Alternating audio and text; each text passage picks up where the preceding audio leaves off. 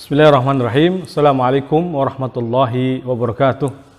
Innal hamdalillah nahmaduhu wa nasta'inuhu wa nastaghfiruh wa na'udzu billahi min shururi anfusina wa sayyiati a'malina. May yahdihillahu fala mudhillalah wa may yudlilhu fala hadiyalah. Wa asyhadu an la ilaha illallah wahdahu la syarikalah wa asyhadu anna Muhammadan abduhu wa rasuluh alladzi la nabiyya wa la rasula ba'dahu. Amma ba'd. Pemirsa Parenting Sunnah TV yang dirahmati Allah Subhanahu wa taala, segala puji hanya milik Allah Subhanahu wa taala. Salawat dan salam semoga senantiasa tercurahkan atas junjungan Nabi kita yang mulia, Nabi Muhammad Rasulullah sallallahu alaihi wasallam beserta para sahabatnya, keluarganya dan juga seluruh pengikut beliau sallallahu alaihi wasallam hingga hari kiamat kelak. Kembali kita menjawab pertanyaan-pertanyaan yang masuk. Pertanyaan yang pertama dari Ummu Nisa di Cilacap. Pertanyaannya Masya Allah panjang-panjang ini. Kata beliau, jika anak perempuan 9 tahun yang dibesarkan di lingkungan yang mayoritas keluarga dan tetangga yang kurang tahu atau tidak peduli dengan syariat Islam, itu gimana seharusnya Ustadz? Qadarullah, anak belum bisa hijrah ke tempat lain. Anak perempuan anak ini insya Allah setiap saat sudah diajari bagaimana menjadi muslimah yang taat. Tapi terkadang masih suka terbawa sama anggota keluarga atau teman-teman sebaya yang belum tahu menjalankan syariat Islam ini. Jazakumullah khairan wa barakallahu fikum. Naam. Jazakumullah khairan atau wa antum fa jazakumullah khairan wa fikum barakallah. Yang pertama di sini ma'asyiral muslimin, alhamdulillah wassalatu wassalamu ala rasulillah wa ba'd, bahwa kita memang hidup di lingkungan yang memang pastinya beragam atau heterogen. Maka sudah suatu kepastian, ya, sudah suatu yang pasti untuk kita beradaptasi dengannya. Ada yang memang dimudahkan di lingkungan yang jelas-jelas sudah Islami, ya, perumahan-perumahan yang sudah dipenuhi atau dihuni dengan orang-orang yang sudah pada ngaji, tahu tentang indahnya syariat Islam. Ada juga yang mungkin nyata-nyata belum, ya, dan ini kebanyakan atau umumnya. Para ulama kita memang aslinya menyarankan untuk al-jaru qabla ad-dar. Para ulama kita, ya, menyarankan untuk sebenarnya adalah untuk al-jaru qabla ad-dar. Itu tetangga dulu baru rumah. Artinya pilihlah lingkungan di mana tempat tinggal untuk kita memilih, untuk kita tinggal, baru kemudian baru bangun rumah di situ. Subhanallah. Nasihat para ulama ini tentu maksudnya adalah agar nantinya untuk menjalankan syariat Islam, menjalankan tentang dinullah, agama Allah SWT, agar kita bisa menjalankan agama dengan seoptimal mungkin, tentu lebih mudah, ya, lebih nyaman dan lebih mudah untuk melaksanakannya. Nah, sekarang persoalannya di lingkungan yang nyata-nyata heterogen, ya, umumnya masyarakat kita demikian keadaannya. Maka kita katakan, ya, untuk kita bersabar dengan kondisi ini sembari tidak berpangku tangan. Maksud sabar di sini adalah untuk terus menikmati berproses dalam melakukan perbaikan dan perbaikan. Inilah yang disebut dengan orang-orang ghuraba, orang-orang yang asing. Ya, yang Nabi SAW mengatakan tuba lil ghuraba, beruntunglah orang-orang yang asing, yaitu orang-orang yang baik ketika manusia rusak. Atau yang kedua, orang-orang yang melakukan perbaikan saat manusia melakukan kerusakan. Jadi ada dua makna ghuraba. Pertama adalah orang yang baik atau orang soleh di tengah orang-orang yang rusak, atau orang-orang yang melakukan perbaikan, muslih atau islah di tengah-tengah orang yang melakukan ifsad atau kerusakan. Nah, anak-anak kita yang apalagi ini putri, ya, yang jelas akan ikut dengan teman sebayanya atau dengan keluarga lainnya, anggota keluarga lainnya, maka di sini memang betapa berharganya rumah tangga yang dibangun di atas sunnah, ya, rumah tangga yang di atas takwa, yang rumah tangga yang semuanya adalah menjalankan syariat Allah SWT, memang nikmat sekali. Ini menunjukkan betapa nikmatnya itu, ya. Namun ketika tidak terjadi demikian, kita tetap berusaha. Tadi apalagi ibu sudah mengatakan, ya, tetap mengajari, tapi akan kembali lagi. Jadi prinsipnya adalah di sini ada targhib wa tarhib, ada motivasi dan juga ada ancaman atau punishment. Ada reward and punishment. Jadi kita tetap berusaha untuk memberikan arahan, juga kadang teguran, ya. tidak melulu dengan ketegasan, kekerasan, tidak. Ya, bahkan harus dimunculkan, dimotivasi agar timbul dari dirinya sendiri kesadaran. Tapi kalau anak-anak umur segini memang biasanya masih cenderung untuk suka bermain pula. Namun bagaimanapun, karena anak perempuan yang sebentar lagi mungkin balik, ya harus tahu batasan-batasannya. Misalkan batasan berhubungan dengan mahram, batasan berhubungan dengan orang yang bukan mahram, ya, batasan dengan anggota keluarga lainnya, ya, yang bukan mahram, atau anggota keluarganya yang mahram, ya, seperti ini semua harus diajarkan, harus diketahukan, ya. Dan terkadang mungkin kita bolehlah untuk bukan tegas dalam arti mengekang, tetapi menjadikan anak ini karena menjelang sebentar lagi balik, ya 9 tahun kan berarti sebentar lagi 10, 11, 12, ya. Maka sering untuk dipingit istilahnya. Kalau perawan itu dipingit, ya. Itu sering di rumah. Berikan kesibukan-kesibukan di rumah, di dalam rumahnya. Mungkin membantu ibu, memasak, membantu melipat baju. Jadi diajarkan dia dengan life skill, keahlian yang nanti untuk dia hidup besar kelak, menjadi seorang ibu, menjadi ya ibu bagi anak-anaknya. Ajarkan bagaimana ya mungkin mengasuh adiknya tidak masalah, malah lebih baik ketimbang dia terus bermain di luar yang justru akan banyak timbul kerusakan kalau memang yang dikatakan ibu tadi itu orang-orang yang tidak tahu tentang syarat Islam, ya. Maka lebih baik disibukkan di dalam dengan kegiatan-kegiatan positif, menemani ibunya tentunya, ya, dalam hal yang baik, ya.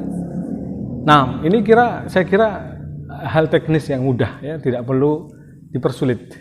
Dan bagi kita bisa membuat kreasi macam-macam sebuah kegiatan, ya, atau berbagai macam kegiatan yang kiranya membuat anak betah di rumah, tapi tetap Islami, ya, tetap Islami, atau dalam arti tidak keluar dari agama Allah SWT, tidak keluar dari sunnah Nabi SAW. Nabi juga tidak melarang Aisyah untuk menonton orang-orang Habasyah yang sedang main tombak di masjid. Artinya sesekali tetap, ya, diberikan kelonggaran untuk bermain, melihat teman-temannya bermain atau bersama teman-temannya. Artinya tidak ada kekangan di sini, ya. Karena anak kecil yang biasa dikekang khawatir justru gedenya ingin membalas dendam akan masa kecil yang hilang, ya. Masa kanak-kanak yang telah dirampas, seolah-olah begitu. Ada kejadian, dan ini mungkin miris mendengarnya, bahwa anak dari kecil di TK, sudah pondok, ini perempuan, ya, SSD, SMP di pondok, sampai SMA, kemudian lulus, dinikahkan dengan orang yang sama-sama juga sudah ngaji. Ya, ternyata dalam perjalanan kehidupan rumah tangganya, anak perempuan ini, atau sebenarnya dia sudah jadi ibu bahkan, ya, tidak betah di rumahnya dengan suaminya, bahkan pengen kembali ke jalanan bersama anak-anak pang. Nauzubillah, summa naudzubillah. Hal ini seperti ini adalah contoh buruk. Tentu tidak semua. Ada juga banyak yang dari kecil menjadi sudah dengan Islami dan sampai gede juga baik. Artinya di sana ada potret baik dan ada potret buruk. Nah, oknum atau yang kita katakan tadi yang buruk tentu bisa menjadi pelajaran. Mungkin bisa jadi karena orang tuanya terlalu mengekang, terlalu berlebihan, terlalu memaksakan, sehingga efeknya tidak baik. Kita saja tidak perlu jauh-jauh, ya, kita yang tadinya mungkin tidak mengenal sunnah, sekarang mengenal sunnah, maka kita juga harus lebih bijak untuk menghukumi atau mengajari anak-anak kita istilahnya. Jadi jangan sampai anak-anak kita pengennya instan menjadi baik, sementara kita saja waktu melakukan perubahan atau mendapatkan hidayah sunnah ini proses, ya, berproses. Maka bersabarlah menikmati proses ini, Ibu, ya. Jadi insya Allah tidak masalah, khair. Tinggal mungkin perlu berbagi tips dengan ibu-ibu yang lainnya yang mungkin punya anak yang seusia sebaya dengan anak ibu, ya, yang 9 tahun dan seterusnya. Tapi yang pastinya memang kalau mereka tidak punya kegiatan di rumah, biasanya memang inginnya di luar rumah. Maka sibukkanlah dengan di dalam rumah, ya, dengan kegiatan-kegiatan yang menarik. Jadi jangan sampai ibunya malah justru sibuk dengan gadgetnya, sibuk dengan sosmednya, atau dengan pekerjaan-pekerjaan yang justru sebenarnya tidak bermanfaat, akhirnya melalaikan tugas membimbing anak-anaknya. Wallahu a'lam bishawab. Demikian mungkin, ya, yang bisa kami jawab. Wallahu ta'ala wa a'lam bishawab. Kemudian di sini pertanyaan dari Ibu Olivia dari Riau ya.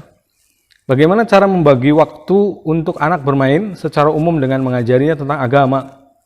Apakah seluruh mainan harus terikat dengan pengetahuan agama? Ini untuk anak usia 2 tahun, Masya Allah, 2 tahun. Barakallahu fikum, ya, wa ahsanallahu ilaikum. Begini ya, alhamdulillah wassalatu wassalamu ala rasulillah wa ba'd, bahwa pada asalnya anak itu harus diajari sembari, yakni jangan menghilangkan masa kanak-kanak mereka, anak-anak bermain mereka ya.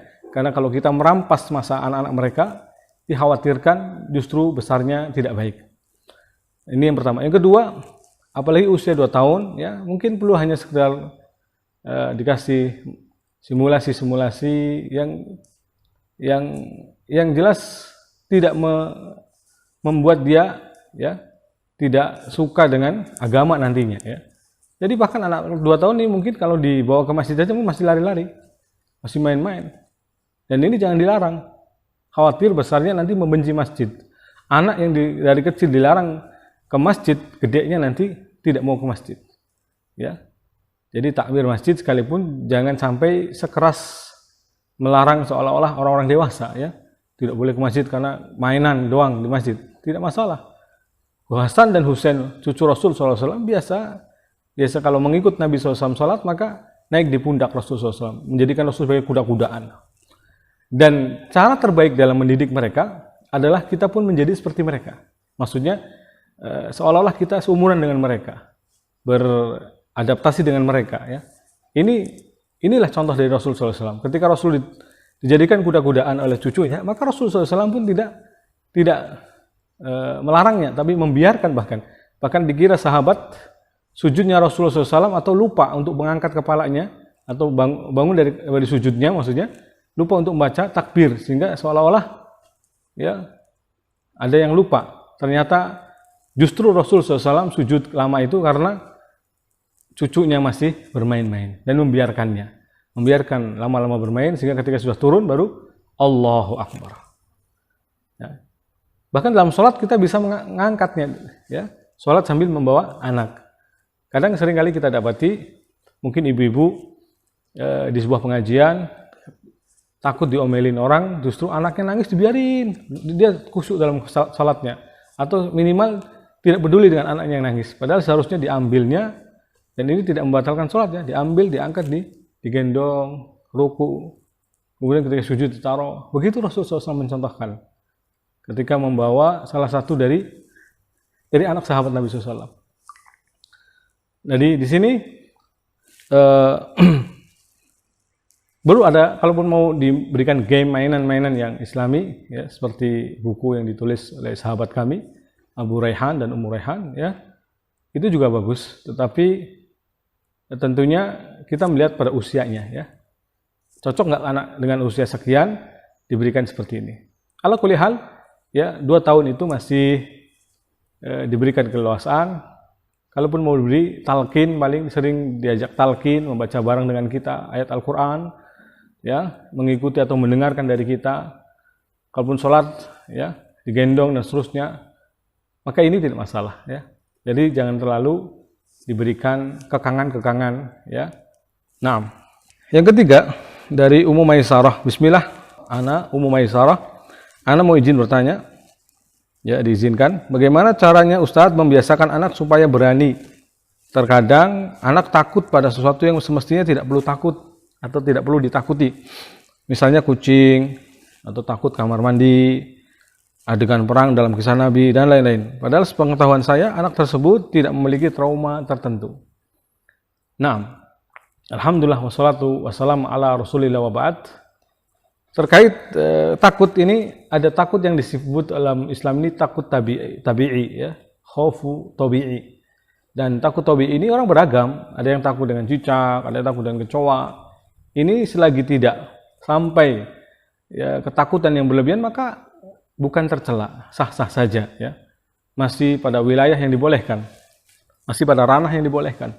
Tetapi ketika sudah ketakutan yang berlebihan, baru perlu ada penanganan, pendekatan-pendekatan khusus untuk mengobatinya. Nah, contoh di sini, Jika takut dengan sesuatu yang kucing misalnya, ya tinggal diberikan terapi dengan dibiasakan bareng-bareng dekatan dengan kucing, dengan ibunya. Jadi dia dengan ibunya, dengan kucing. Ini ketika masih kecil ya. Kalau sudah dewasa takut dengan kucing, ini mungkin ya memang perlu ada hal khusus lagi, karena sudah tidak sesuai dengan umumnya lagi. Apalagi hal seperti ini tidak sepatutnya terjadi. Nah, ini bisa tercela namanya. Ini takut yang tercela, karena ada objek atau sesuatu yang sebenarnya tidak perlu ditakuti. Tapi kalau takut dengan kamar mandi, mungkin bisa jadi karena dia melihat tontonan yang menyeramkan, atau pernah didengarkan cerita-cerita yang menyeramkan, sehingga tatkala sendirian atau di tempat di mana yang sepi, dia ketakutan. Ya, karena mungkin sudah terbayang padanya sesuatu yang horor. Ya, maka tontonan-tontonan horor ini sebenarnya adalah merusak hati atau akal anak, ya. Menjadikan anak itu bisa takut terhadap sesuatu yang seharusnya dia tidak takut. Nah, maka di sini kita harus bijak, ya. Seleksi atau selektif istilahnya, memberikan tontonan pada anak. Jangan sampai memberikan tontonan-tontonan yang tidak bermanfaat. Ya, pendidikan itu semuanya berpengaruh, ya, dengan apa yang dilihat, dengan apa yang dibaca, dengan apa yang didengar, itu semua pengaruh. Makanya jangan memberikan hal-hal yang justru nanti membuat anak takut, atau kita sendiri ternyata membuat takut. Ketika lagi anak pengen ke kamar mandi, nanti ada itu loh.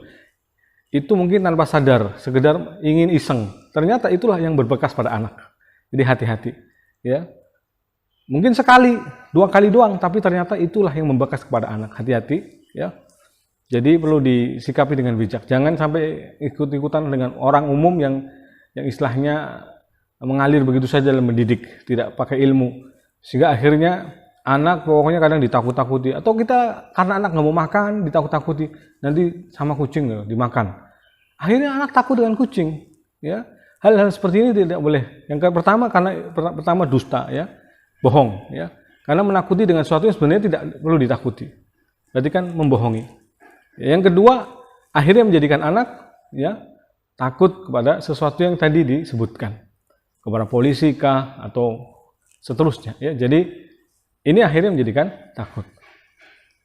Nah, tapi kalau sudah berlebihan, cobalah sekali-kali diruqyah dengan terapi sendiri, ya. Bacakan uidzuka bi kalimatam min syarri kulli syaitani wa hamah wa min aini lamah. Ya, ini sebenarnya dibaca tatkala anak-anak kita mau keluar dari rumah, ya. Uidzuka kalau 1 orang, uidzukuma kalau 2 orang, uidzukum kalau anak lebih dari 2 orang. Uidzukum bi kalimatillahi tammah min syarri kulli syaitani wa hamah wa min aini lamah. Aku meminta perlindungan kepada Allah untuk kalian berdua atau untuk kalian semuanya dari dengan kalimat-kalimat Allah yang sempurna dari segala keburukan syaitan, wa min syarri kulli syaitani wa min aini lamah, dari mata-mata yang hasad, wa min hamah. Hamah itu adalah binatang berbisa atau semisalnya, ya. Nah, ini kita bisa memintakan perlindungan atau mendoakan dengan doa-doa kebaikan, ya. Doa-doa kebaikan untuk anak Anda ketika memang terlalu takut, ya. Dibacakan atau diajari, bisa juga diajari. Jadi kalau takut baca doa seperti ini, seperti ayat kursi misalkan, biar dia hafal dengan ayat kursi, ya. Dan yang seperti ini, takut yang tadi disebutkan seharusnya tidak perlu takut. Terapinya ya kalau dengan kucing, ya kalau masih kecil bisa dengan didekatkan dengan kucing tadi, ambil ngelus-ngelus bareng tuh, nggak ada apa-apa. Kucing itu nggak nakal, kucing itu nggak menyakiti, kecuali kalau kita menjahili nanti kucingnya balas dengan cakarannya, dan itu biasanya iseng. Misalkan kita setelah terangkan, mungkin takut karena tidak tahu, ya, takut karena belum mengerti, maka berikan pengertian, berikan pengetahuannya. Nah, wallahu ta'ala wa alam bishawab. Dari Ummu Rufaidah, pertanyaan dari Ummu Rufaidah di Tegal. Bismillah, afwan, sebelum bertanya anak cerita sedikit. Ini main curhat ini. Karena suatu sebab atau kondisi, maka karena kami sekolahkan anak di sekolah SD negeri atau umum, ya. Tentu saja dari pelajaran agama saja banyak perbedaan pemahaman. Karakter teman-teman anak yang kebanyakan suka berbohong sudah menjadi hal biasa. Begitu juga dengan lingkungan tempat tinggal kami pun tidak baik. Karena sebab itu, maka saya juga tidak membebaskan anak bermain. Anak bermain hanya ketika di sekolah saja, di rumah ya di dalam saja, sehingga jarang sekali ada anak tetangga yang mau main ke rumah. Karena kalau anak saya disamperin main, saya nggak izinkan anak keluar rumah. Afan, apakah sikap saya ini yang khawatir anak terpengaruh hal buruk tersebut berlebihan? Jadi apakah kekhawatiran yang ini dianggap sebagai kekhawatiran berlebihan? Ya, bagaimana yang sebaiknya saya lakukan? Demikian, jazakumullah khairan. Nah, seperti tidak beda jauh dengan pertanyaan-pertanyaan sebelumnya ya. Jadi kalau memang ketidakmampuan kita menjadikan anak kita disekolahkan di sekolah umum atau bukan sekolah yang islami, ya, maka sebenarnya tanggung jawab kita untuk lebih memberikan pendidikan agama, memberikan kegiatan seperti tahsin, tahfidz, ya, atau didatangkan guru tahsin dan tahfidz. Jadi kalaupun sudah disibukkan dengan hal-hal yang positif, habis waktunya untuk bermain di luar. Nah, kalau memang ini keadaannya tidak masalah. Tapi kalau hanya di dalam rumah dikekang, diberi kegiatan juga tidak ada, diberikan hal-hal yang positif juga tidak ada, tapi ini tidak boleh keluar rumah, maka ini adalah jelas tidak baik ya. Akhirnya menjadikan anak khawatir nantinya ingin sebebas-bebasnya nanti ketika dewasa atau ketika beranjak mulai remaja ingin membalas dendam tentang kehilangan masa anak-anaknya tadi. Maka kita harus lebih bijak ya. Kalaupun memang di dalam rumah berikan hal-hal yang positif seperti yang saya sebutkan tadi, bisa didatangkan guru ngaji, guru tahsin, ya, sehingga sibuk dengan hafalan Quran, sibuk dengan pendidikan agama yang tambahan dari guru tahsinnya ini, ya. Mungkin didatangkan buku-buku yang untuk kelas SD, keluaran dari penerbit-penerbit yang sunnah, ya, ada Dar Syafi'i, ada dan seterusnya yang bagus untuk dikonsumsi, dipelajari oleh anak-anak SD, yang bagus sekali tentunya, ya. Dan bisa diajarkan, orang tua juga bisa mengajarkan kok. Ini mudah, karena tinggal dibaca, kemudian kita pahami, kita hafal, kita terangkan ulang. Asal kita tidak membahas, mengajarkan lebih dari yang ada dalam buku, maka insya Allah selamat. Tapi kalau kita sudah berbicaranya lebih di luar dari buku, akhirnya seolah-olah sok tahu padahal kita tidak tahu, ini berbahaya. Jadi kalau nanti tidak tahu, tanyakan kepada ahli ilmu. Ya, ini kalau kita kan ngaji biasanya, tentu dengan buku-buku familiar juga, dengan buku-buku sunnah ini familiar juga, tidak beda jauh dengan apa yang dikaji dengan ustadz-ustadz di majelis ilmu. Sehingga kita bisa menularkan pada anak. Bahkan ilmu itu semakin bermanfaat, ilmu itu semakin bertambah, ya, dengan kita mengajarkan. Kalau kita mengajarkan ke orang lain, ilmu semakin bertambah, tidak berkurang.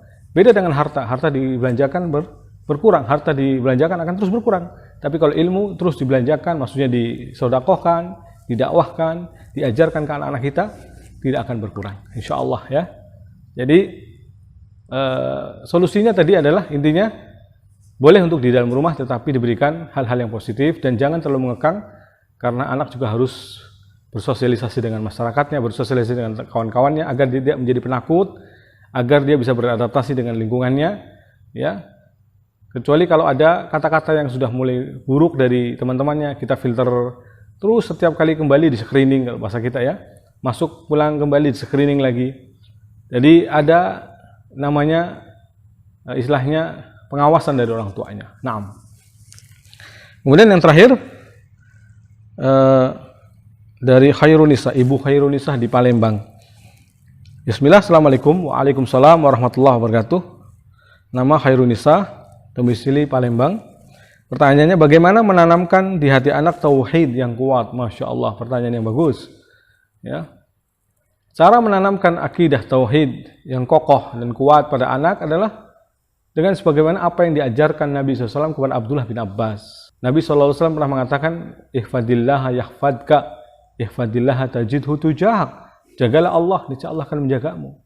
Jagalah Allah, niscaya Allah akan kau dapati ada di hadapanmu. Ini mungkin lebih lanjut ya. Tapi sebelumnya mungkin kenalkan dulu tentang Allah. Allah itu ada. Kenalkan bahwa Allah itu ada. Apa buktinya ada? Buktinya ada bahwa Allah Subhanahu wa taala yang menciptakan makhluk semuanya ini. Dari mana kita tahu Allah yang menciptakan makhluk semuanya ini? Kita terangkan dengan analogi sederhana saja. Ya, jangan analogi yang sulit dipahami. Analogi sederhana maksudnya kita contohkan seperti yang dikatakan Syekh Utsaimin rahimahullah taala, ketika kita berjalan dalam sebuah hutan yang lebat, luas, rimbun, ya.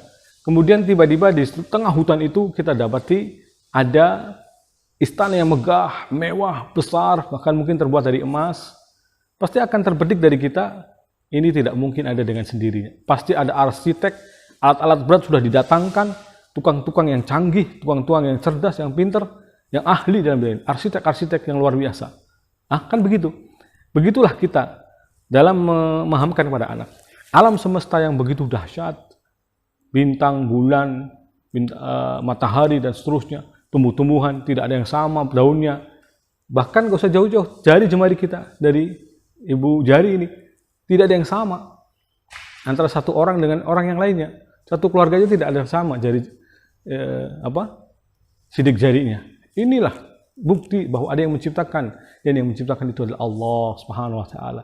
Kemudian setelah mereka mengenal tentang sisi ini, rububiyah ini, kita kenalkan bahwa kita beribadah, kita hidup di dunia ini bukan hanya untuk berleha-leha, bukan untuk bersantai-santai, tapi ada pertanggungjawaban. Kita sebutkan akan adanya alam akhirat, alam kubur pertama, ya, kemudian dan seterusnya, ya, sampai surga atau neraka.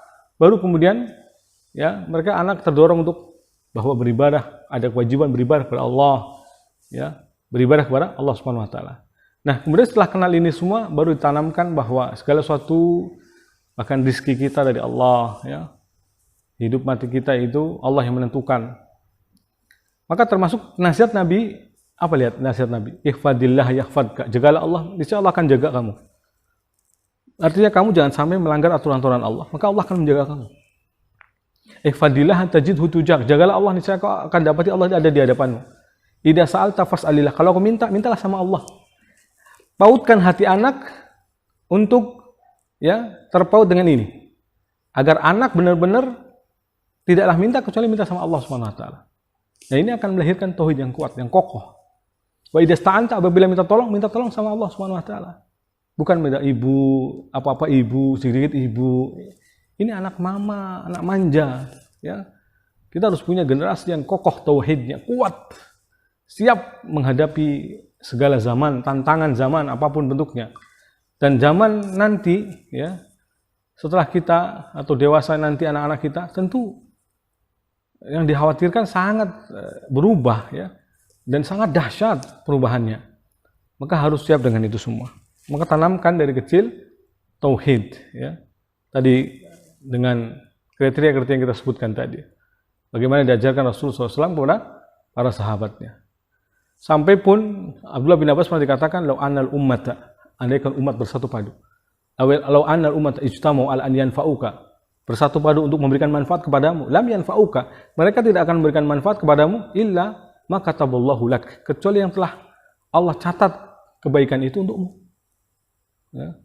Wala ijtama'u ala yaduruka, andaikan mereka bersatu padu untuk memadharatimu, lan yaduruka, mereka tidak akan memadharatimu illa ma kataballahu alaik, kecuali yang telah Allah catat atasmu.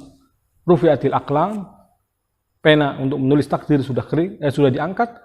Wajaffati suhuf, dan lembaran untuk menulis takdir sudah kering. Anak kalau dipahamkan seperti ini, ya, bahwa segala sesuatu terjadi sudah ditentukan oleh Allah Subhanahu wa taala, ya, sampai pun kita tidak perlu takut dengan ancaman musuh. Mereka bersatu padu untuk memadharatimu, tidak akan terjadi kecuali yang telah Allah takdirkan untukmu. Mereka bersatu padu untuk memberikan manfaat kepadamu, tidak akan terdapat atau tidak akan terjadi kecuali suatu manfaat yang sudah ditentukan oleh Allah untukmu. Jadi di sini terpatri dalam hatinya kekuatan tauhid yang luar biasa, sehingga anak, ya, menjadi pribadi yang jelas-jelas selalu tahu, selalu menyadari bahwa Allah Subhanahu wa taala yang menghendaki segala sesuatu.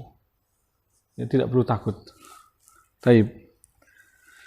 Apa mendidik anak itu tanggung jawab seorang ibu secara mutlak atau peran kedua orang tuanya? Peran kedua orang tuanya, ya. Ibu tapi dominan, ya, tentunya, karena anak itu kadang ikut apa yang paling dekat dengannya, dan yang paling dekat yang biasanya setiap hari banyak berinteraksi dengan anak adalah ibunya. Maka hati-hati, ya, kalau ibu mencontohkan atau hal-hal yang tidak positif, ya, memberikan teladan yang tidak baik, ya. Tanggung jawab orang tua jelas keduanya, bahwa ayah selain daripada mencari harta juga membantu untuk mendidik, ya.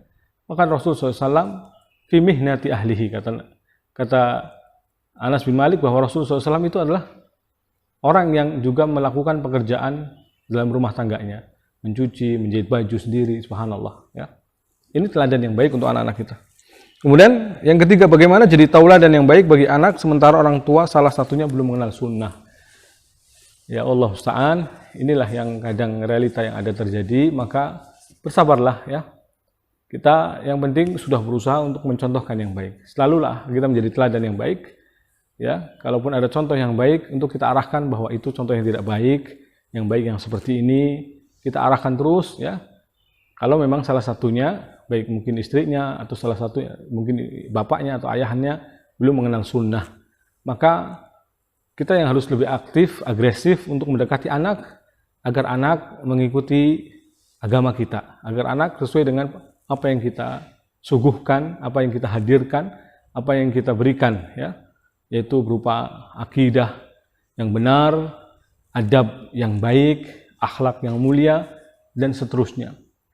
Ya, maka bersyukur yang sudah memiliki pasangan yang baik, yang beri teladan yang baik, ya, dan bersabarlah bagi orang-orang yang belum mendapatkan hal ini. Semoga Allah Subhanahu Wa Taala berikan taufik ya, untuk Anda semua untuk mendapatkan rumah tangga yang baik, untuk mendidik dan mentarbiyah dengan tarbiyah yang benar, dan semoga Allah Subhanahu Wa Taala memberikan kemudahan bagi kita semua di dalam mengamalkan pendidikan ini sesuai dengan ajaran Nabi Shallallahu Alaihi Wasallam. Demikian, semoga bermanfaat. Hadza ma aqulu lakum wa sallallahu ala nabiyyina Muhammad wa alihi wa sahbihi ajma'in. Subhanakallahumma wa bihamdik asyhadu an la ilaha illa anta astaghfiruka wa atubu ilaik. Wassalamualaikum warahmatullahi wabarakatuh.